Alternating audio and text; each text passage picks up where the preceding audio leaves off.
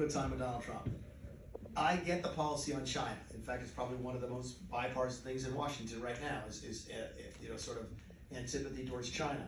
I get the stuff on Mexico, okay? It's drugs and human smuggling and immigration.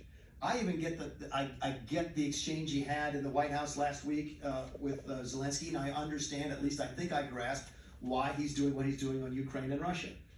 I don't get the Canadian thing. I don't. I mean, I don't get it. I don't know who picks a fight with Canada, for crying out loud. It makes absolutely no sense to me. Yes, their tariffs are extraordinarily high on many American goods. They were 8 years ago when we cut the USMCA. We could have fixed it then, and we didn't.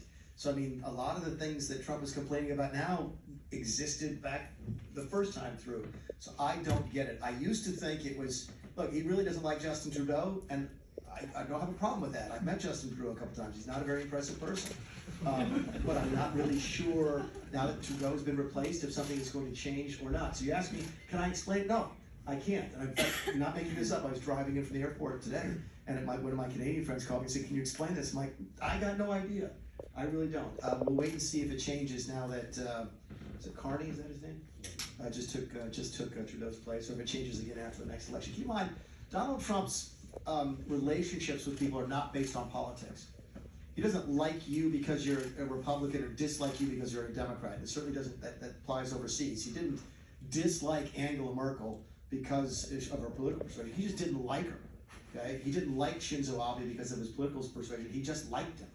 We're all like that, I think. We like people for different reasons. And he likes dealing with people that he likes dealing with. That's human nature. And he just really doesn't like Justin Trudeau. So I'm not really sure we'll end up with the new guy.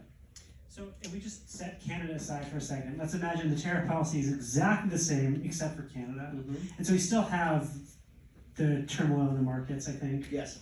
And we still have this sort of debate about whether any of this is worth it, whether the chaos of going back and forth on tariffs is worth it. Yeah. How do you think that's going to land?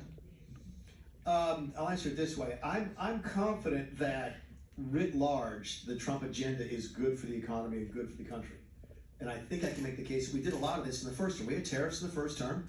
Maybe it wasn't as dramatic, it wasn't as chaotic as it was this time, but we had them. We had full employment, and we had huge deficits, but we didn't have any inflation, in large part because of what we've done on the regulatory agenda. If you define inflation as too much money chasing too few goods, then it's really it's two sides of that equation. You can have money, which is one part of the equation. Also, it's the supply of goods on the other. And if you deregulate, you make it easier to get goods and